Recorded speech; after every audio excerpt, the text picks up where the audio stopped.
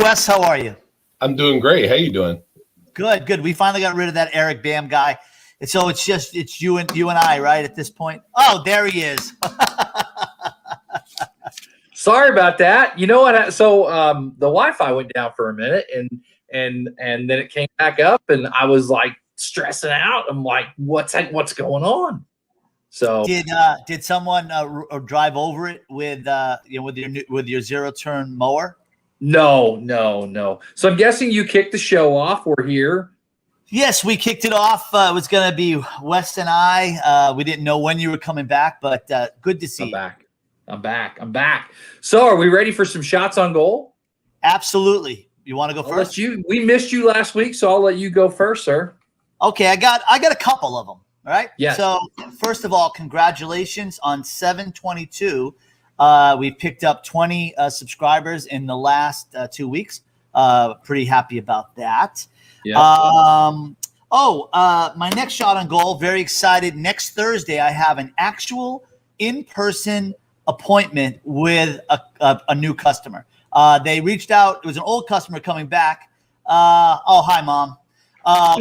And they were like, are you taking on new clients? And would you be interested in coming? Yeah, right.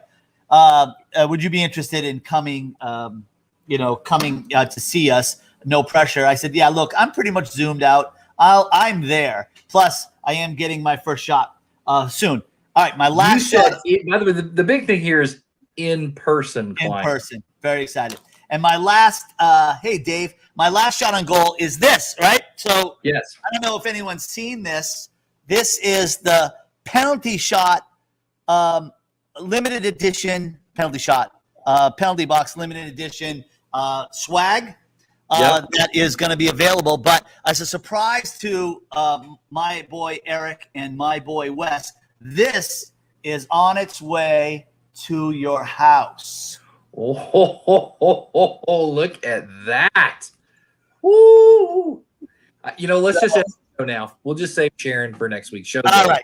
Good night. I'm kidding. I'm excited to have Sharon on. Well, I've got 3 shots on goal. The first one is, shame on the NCAA. Can they not figure some stuff out? So we 15 years ago, if they want to have an NCAA tournament and they want to have the men's tournament where they have this lavish, beautiful, nice workout facility for the men, and they want to give the women like 6 dumbbells to work out with, and 15 years ago just brush it under the rug and move on with their life, fine. But you know what? And maybe, and I'll be super transparent. 5-6 years ago, I probably wouldn't have cared. But I got 2 girls, and I care, damn it. So NCAA, quit being such a joke and take care of the women just like you do the guys. And by the way, I fully understand it's not the same revenue, but all that revenue goes into one pot. Treat them all the same. That annoyed me. And if you don't know what I'm talking about, just Google it up. One of the female basketball players in the NCAA tournament, I don't know what team she was on, pointed out that here's what we have to work out. And it's like 6 dumbbells. And it's embarrassing. Right. This is 2021, people. Can we please be smarter than that? Did they say that the reason was there was no space for it, and then she took a picture of how much empty space the room had? That's hilarious. That's hilarious. It's just it's just stupidity.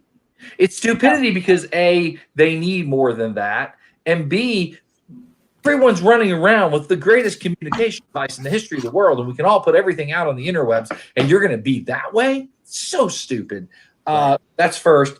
My second shot on goal, in the last week or so, you had a gentleman, in the last week or so this got sold, but a gentleman not far from you in Connecticut was out garage sailing one day and bought this nice little bowl, like the bowl with the blue little writing for $35. And he thought, maybe this is something. This is something, right? Turns out this $35 bowl belonged to the Ming Dynasty, and it just sold last week for $721,000 freaking dollars.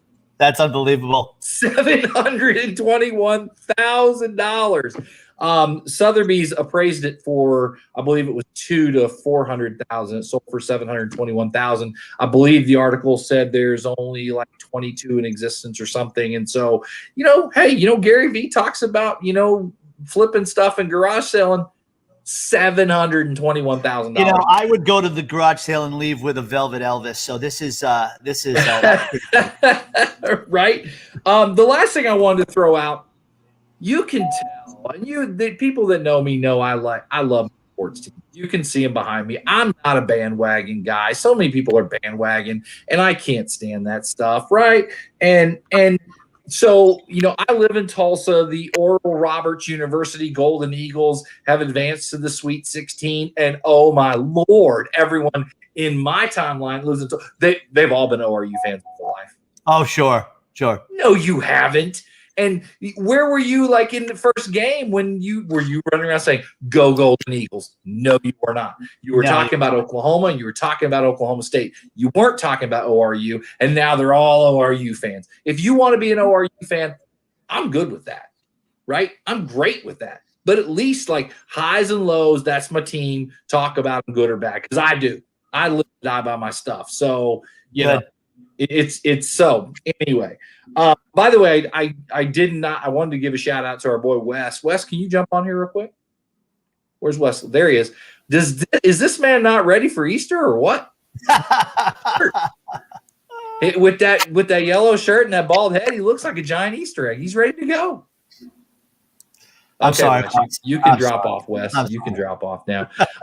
Well, without further ado, let's bring Sharon Tiger on, our guest today. Excited to have Sharon on. And I will tell you, hi, Sharon. Hi. Shot on goal off of there. I'm sure there it is.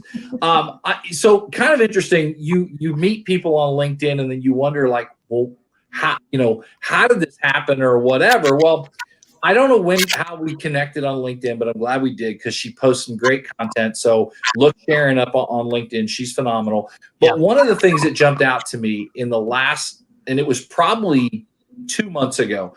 So if you're on LinkedIn, there's a little icon by your name where it gives you 10 seconds, which is a long time, right, Sharon? It gives you 10 seconds to pronounce your name. And I had just changed mine or activated it and said, hey, this is Eric with Perfect Crust Pizza Liners, blah, blah, blah. And her profile was the next one that just happened to pop up. And I thought, well, I wonder if Sharon's, and boom. And she's like, hi, this is Sharon Tiger, just like the animal. And when I call you back, it was like, I want to woo, win, woo, hoo. And I'm like, I love it. And if you go listen to it, like you hear the woo, win, woo, hoo, like passion. And I'm like, their official customer wooer. And so I guess I just wanted to kick this off by saying thank you for being on. And my first question for you, did you go to Malloy Irish Pub for St. Patrick's Day? I did not, but I held they are a wonderful establishment. They helped me do a fundraiser almost 2 years ago, and it was a great success, and they were super supportive, and I have nothing but really great things to say about Malloy. Okay, but you did not go there for St. Patrick's. No, I've been, the COVID, keeping things, what do you call it, battened down. Haven't been out. Yeah, no doubt. This is going to be a big question, and I'm going to ask it before Timmy gets a chance to. But there's a huge disconnect, and we all know it, in a company from sales to marketing to customer service. And exactly what you do is you bring all of them together. How do you take all of those and level up to where you're blowing up your customer and winning? And maybe that's just like, you could probably talk about this for an hour, but go ahead. Well, it is something that I love to talk about, so I'm glad you asked. I feel like there is a huge missed opportunity right now. A lot of companies focus around sales, and it's almost like you're going on a blind date. Like you've met your salesperson, and then you've signed, and then it's like you open the door and, oh, this is not what I signed up for. So I think it's really important that your marketing message marries right up to your sales, and sales carries things through to customer success, and that you take a step back and think about your customer and exactly how they experience every interaction with your company. And I think that it's a huge opportunity for companies to do better So, yeah. What are some of the, I don't want to say tips and tricks, but what are some of the things that you are there things that you instantly walk into a company and say, okay, you already know in your top of mind, there are these 3 or 4 things that how we can pull people together. Are there any like thoughts on that? Empathy. That's the number one thing that comes to mind for me. I think, messaging, oftentimes the marketing message is all about them, and, they were established in this year, they've been in business for this long, and them. And they really need to take a step back and think about the customer and what challenges that customer has, and talk about those pain points and let them know that I understand what you're experiencing. And that's why we established this company. We're going to help you fix that. So that's one of the first things that jumps out at me from a marketing perspective. It's not about you, it's about them. Very cool. When you left working for others and started out on your own, you're building a personal brand, and you're doing it fairly quickly. Can you talk about how to build a personal brand for people that might not know, and talk about what has sped it up for you? Oh, I'm really glad you brought that up, Tim, because I would say my personal brand is what helped me a lot when I got pushed off the bench when COVID came. So I, having invested the time on LinkedIn and developed my personal brand, made it very easy for me to pivot. No entrepreneur or startup would say easy, but it definitely helped with the transition. So what I started to do was, I know that I'm different from whatever company I work for. I wanted to be able to share with people who I was and what was important to me and what I stood for, so that they knew who they were working with. Because at the end of the day, your customers are working with your people, and they want to know your people. And that's another area that some companies are beginning to make that shift. But when companies kind of put the blanket down or the gauntlet and say, you can represent us, you can share what we create, and you can promote us. And then, the flip side of that is no one gets to know your people. They don't know who they're working with. And then when layoffs happen, you're kind of on the curb with your bags, and no one can identify you as anything other than that company. So I think it works both ways. And I really like the companies that invest in their employees, want to make them more marketable, and they choose to stay with that company because of that. Do they feel it's a double-edged sword sometimes to to open up the curtain, if you will, to these people's personalities and push it away from their brand? I think so. I think there's it's fairly unknown, a little trepidation about what is this person going to do? Are they going to tarnish my reputation? They like to control it, I think, and control the message. And I think you can put some reasonable guidelines in place to make sure those things don't happen. But your people are your brand, so right. Let them be them. Be authentic. And they're also the experts that you're relying on to deliver whatever it is you're delivering. So let them demonstrate their expertise and their thoughts on it. It's more powerful that those people are choosing to work for you, because people are getting to know those experts. I love everything you just said, because one of the things I wrote down about you yesterday was I thought, and you can tell me if I'm wrong, but what is Sharon Tiger? And I literally wrote down people over processes. Always. 1,000% people over process. I'm an empath, and I'm someone who loves to rally around people and see them be successful. And if I can help in any way, I want to play a small role in that success. But people need cheerleaders. They need to hear, I'm doing a good job. I've got this. I'm talented enough to do this. And someone who can say, yes, you are doing it. You're doing a great job. I'm insanely curious and supportive of people. There's a comment over here, and it's Joanna Tiger. Is that your sister? Oh, yeah, that's my baby sister. Baby sister. Okay. And you're a twin, right? So is this your twin sister, baby sister, or is this your sister's other sister? No, this is baby sister. She's younger than me. I have an identical twin sister, Camille. Okay. Gotcha. Well, I wanted to ask, because, I think this is like wicked freaking cool, but your grandmother was an original Rockette. Oh, yes. the half pint with a kick. She was 5'2" and old Hollywood glamour, porcelain skin, blue eyes, and wore the fur coat and the diamond-studded like turban. And she played that role all the way, into her 80s. And Wow. she danced with Fred Astaire. She knew Will Rogers. She was in movies with Eddie Cantor. She was Jean Harlow's replacement when Jean Harlow died filming Saratoga. So yeah, I have great memories of her coming to visit and teaching us how to kick like the Rockettes. And she used to, when we were little, we had the booties on our feet, and it was the 70s, and it would be shake, shake, shake. Shake. Shake your booty. Yeah. So did that dance gene get passed down at all to your sisters or your children?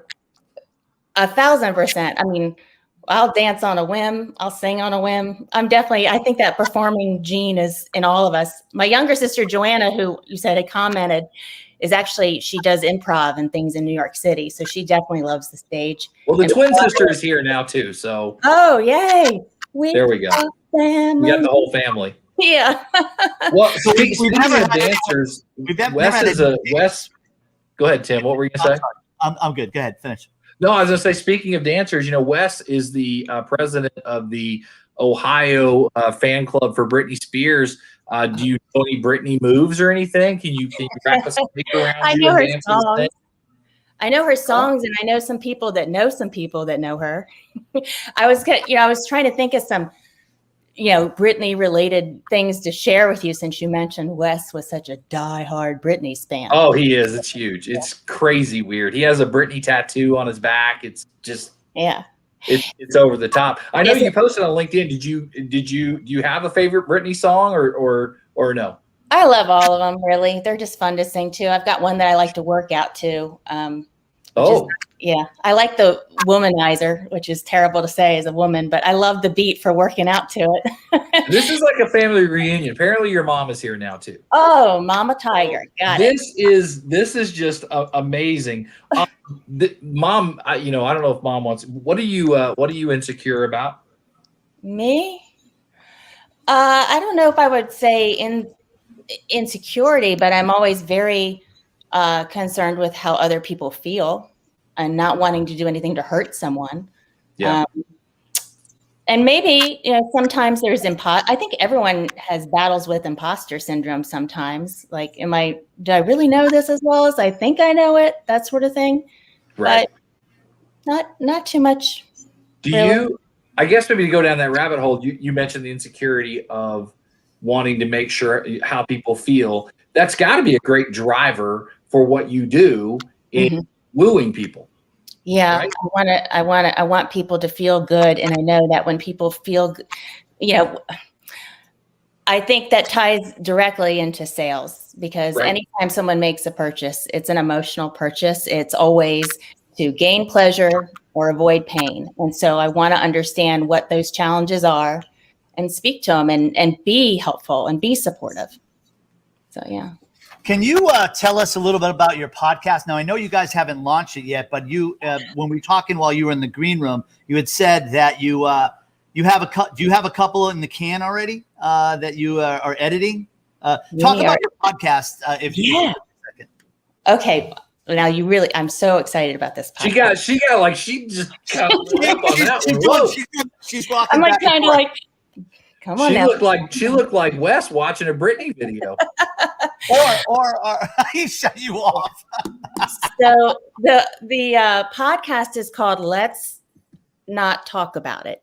And we are sharing stories of ordinary people that have overcome extraordinary trauma. And we are talking with people who all over, from homelessness, poverty, addiction, human trafficking, kidnapping, you name it.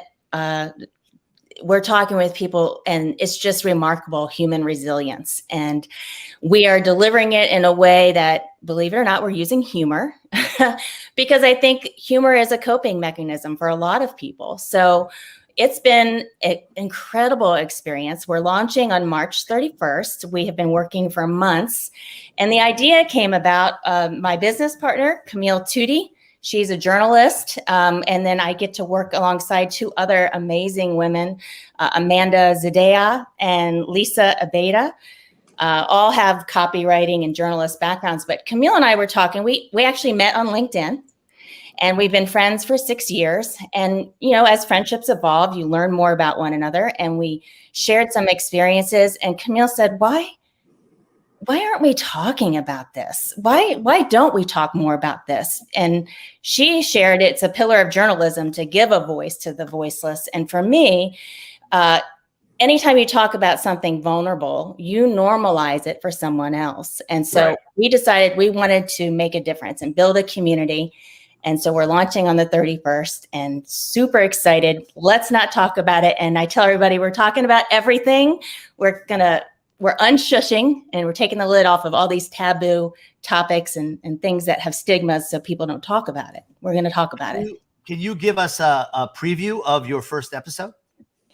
Yes, the first episode is going to be a young man that was incarcerated at a young age and has just beat the odds of the system, really. And he's got an incredible story. And that's probably about all I'll share. Okay. Wes Wyatt is your first guest. Who? Wes Wyatt is your first. You all pick on poor Wes so much. Poor Wes. Hey, can you, we're going to totally shift gears from like the seriousness of your podcast, but the magic frog. Can you really did dig. Can you talk about the magic frog? Yeah. So growing up, one of the things that I enjoyed most about my dad is he would gather us all around at night and make up stories about the magic frog. And so during elementary school, I wrote for the Write a Book stories, a story about the magic frog, and it won. And then Joanna, if you're on, hijacked it and made it into a college play without telling me. But that's sisterhood. That's dirty. Yeah. But the magic frog. So I have great memories of that. I love, well, it goes back to, it's one of the reasons we're doing the podcast is storytelling. I love storytelling. So, yeah. Joanna comments, she said the magic frog stories. Do you have a favorite story? Your dad made these up every night. Do you have like a favorite or anything? Or my favorite is the one that I wrote about, which was all the people were. It's almost like what's that Dr. Seuss movie that came out? Well, people are coming, like industry is coming in and they're chopping down the forest, and all the animals don't have a home anymore. So the magic frog. When people would, ask him for his help, he would do a spell and he'd say, abracadabra, abracazoo, turn these trees into spaghetti. And then all the trees would turn to spaghetti and there was nothing to chop down. Industry moved on and then he brought the trees back for the animals. That's my story. I love it. A question I think we ask fairly regularly on this show is, what are you reading? Nothing right now. You may not have time. I haven't had time. I've been building a business and launching a podcast. So I haven't had time. I did read a book that Camille gifted me, and I can't think of the name off the top. It was Why Didn't Anybody Tell Me About This Shit? That was the last book I read. And it was a great gift from Camille Tootie. Love that. I think we're looking back now a year back, and here we are a year later, and I think a lot of people will look at COVID and have a big silver lining to it. And I already think I know some of your answers, but what's your silver lining to COVID-19? I'm the captain of my ship. No one's going to take my keys away from me again. I will always make sure that I have financial security because I'm going to will it to happen. That's my silver lining. And also, I really got a chance to take my talents and see them impact other businesses, which I didn't really have the opportunity to do. I'm really tapping into my creative side, which has always been something I loved, from the Write a Book stories to the artwork to coming up with things to put on stage. I love being able to use my creativity in a way that helps other people. So Cool. Charles Coachman, who's often listens to us, wants to know, what have you had to overcome aside from losing your job and starting your own? Give us another example. I've overcome a lot of things. Some of it I'll reveal when I do a podcast episode on me.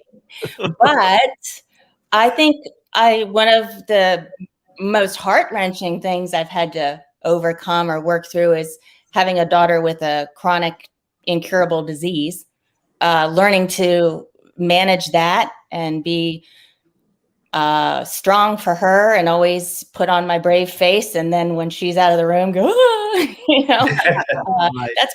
that's a big challenge. And it was a significant challenge when COVID hit, because that's one of the reasons that I've battened down the hatches. We're very careful. It caused supply shortages for her medications. So yeah, wow. You'd think that'd be enough, but there's more. Don't worry. Let me get my luggage. Hold on. To come kind of full circle, how did you come up with woo win woohoo? I think whenever I get excited about something or excited for someone, I say woohoo.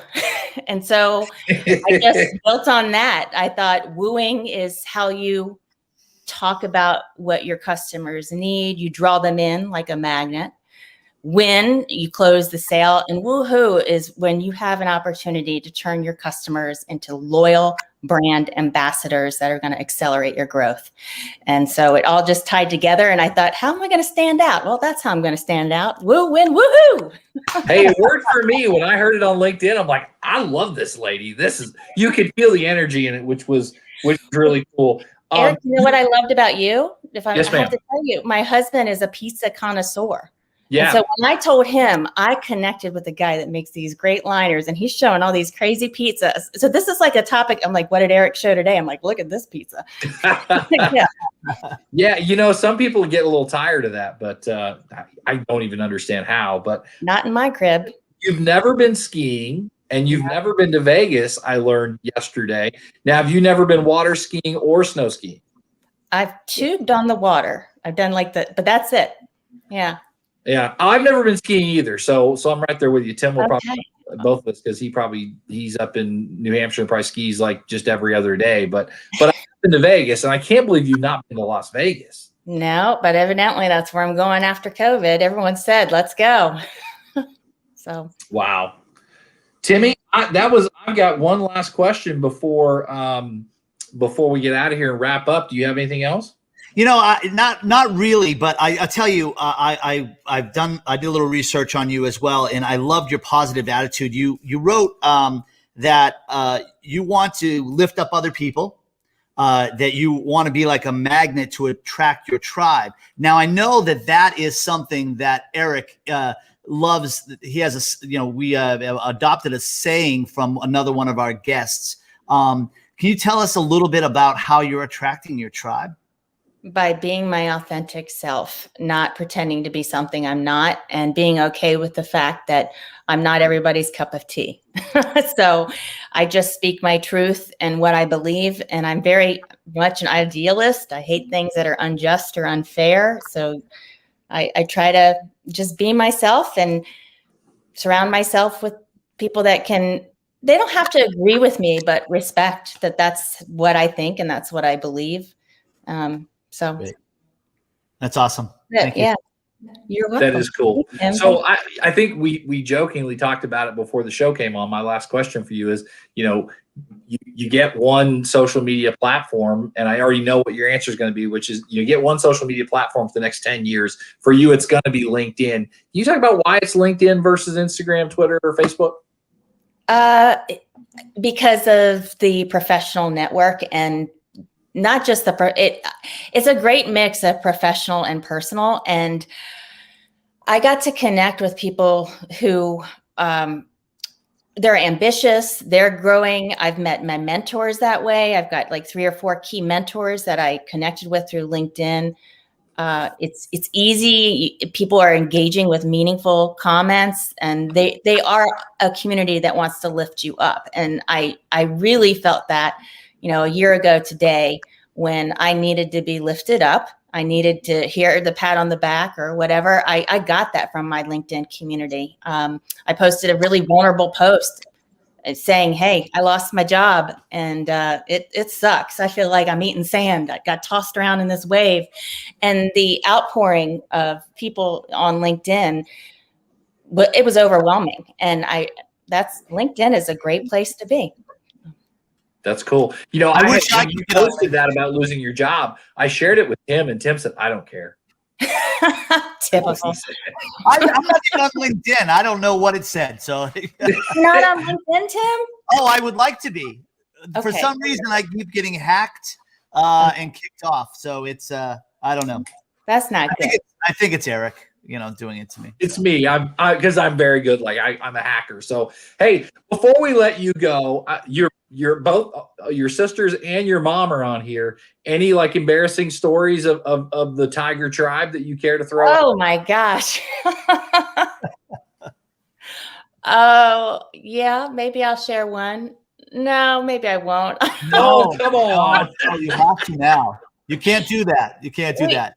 Typical sisters. I think what people need to know about, or that might be curious to know about identical twins, is that you're super competitive. You're the worst of enemies, but the best of friends. Right. And there's one, Joanna actually brought this to life in improv, but when we were dating, it was the 80s and we needed that Aquanet hairspray.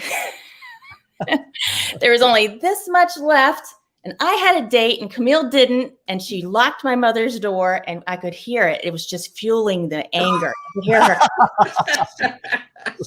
And I was like, and I kicked the door down. And then we both looked at each other and we covered for each other. And Joanna helped us cover. We all covered, scrambled, told mom that we were horse playing around and tripped over the fan cord and the door fell down. I don't know if she bought it, but well, now, Mom. She's on here now, so that she don't embarrass her. She said, right. Hey, as we wrap today up, how can people get a hold of you? Sharontiger.com, and my email is Sharon@SharonTiger.com. It's pretty easy, and LinkedIn, of course. So reach Sharon out. Tiger. A lot of the people that are on here that are commenting, I know are all on LinkedIn. You need to all go check her out and go click on the little and what a miss for people on LinkedIn that don't use that little icon to promote themselves. 10 seconds is a long time. Yeah. Tim doesn't use it because he just can't stay on LinkedIn for some reason. But I had so many interesting pronunciations of my name that I thought, well, let me help people out. Because Tigger, Tigray. I'm like, it's Tiger. Let me help you. I love it. Well, we're going to wrap up for today. Next week, we have the other two Tiger sisters on as guests. Super exciting. But anyway, that's all I got for today. Sharon, thank you so much. You were awesome. And I love following you on LinkedIn, and you share some great stuff. And I'm excited for your podcast to come out and for Wes to be your first guest, because he's got just great stories of his childhood and everything he's overcome. So I guess that's it, Tim. Shout out to Woodstock Inn and Brewery. And I guess there's only one thing left to do. Frozen hand. Oh, this?